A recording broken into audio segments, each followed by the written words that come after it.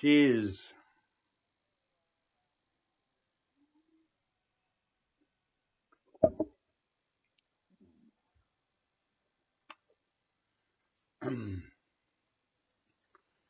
um,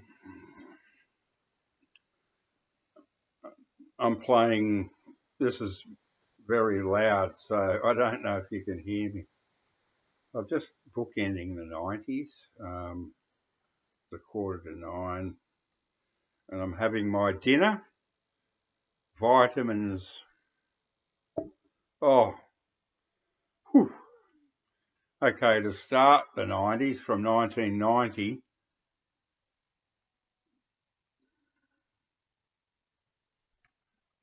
the fantastic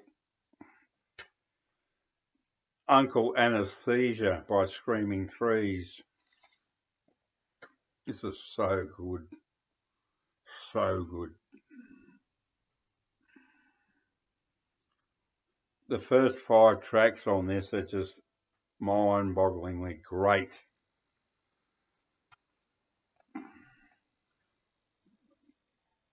I'm listening to track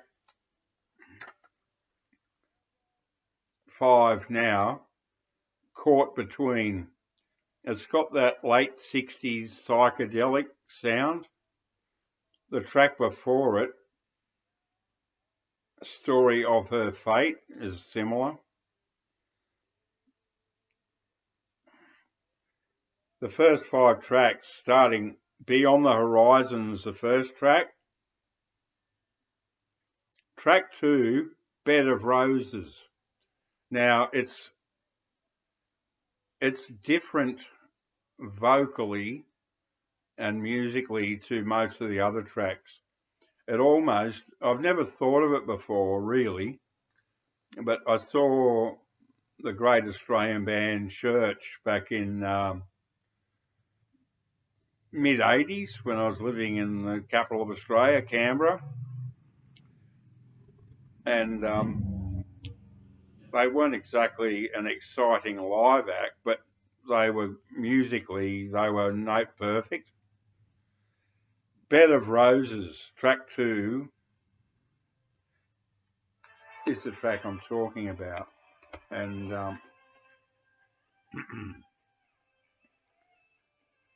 sorry, I got it on sale loud. I got to stop it.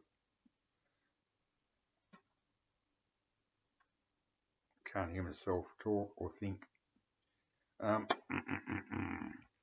Yeah, Bed of Roses sounds like a church song, like Under the Milky Way, you know what I mean? It's so beautiful, so beautiful. Wow. Oh, some great tracks on this. I've got pretty much all of Screaming Trees stuff. Um, what a band. What a freaking band. I think Chris Cornell was the singer in Soundgarden. Yes, he was. Another great voice. We're talking of 2 great voices here to start the 90s and end the 90s. And just the fact that produced by Terry Date, Chris Cornell was going, well, Chris Cornell's another, probably the equal of Mark Flanagan, the singer in this band.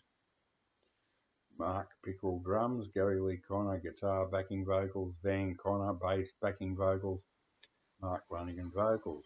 What can I say? I think this is their second album.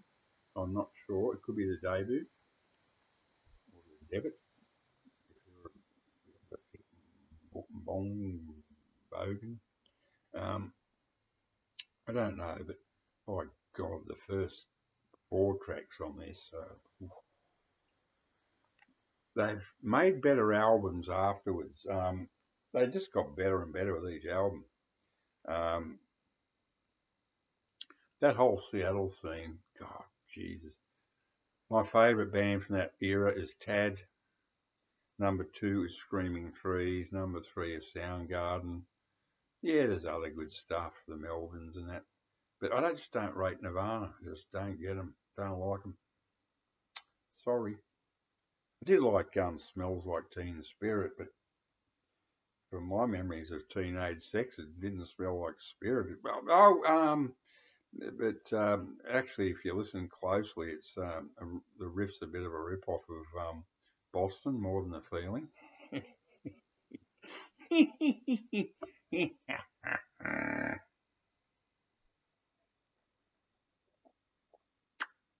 You don't guzzle cheap red wine, you savour it. Oh, mm, yes, I'd say a rare bouquet. August 2021. Um, so that's the start of the 90s. It's just a couple of random CDs. I got thousands of fucking things all over the house. I'm old and I go and senile, and I don't know what I got anymore. But it's great because I go on, I go through them. Oh, what's this? Billy Joel, Bruce Springsteen, Leo Sayer, the new Seekers. Oh my God, Iggy Pop, Avenue B. Fantastic. Well, it's not his best songwriting. It's a fairly, there's a lot of generic sort of heavy rock tracks. Well, not a lot. There's a couple.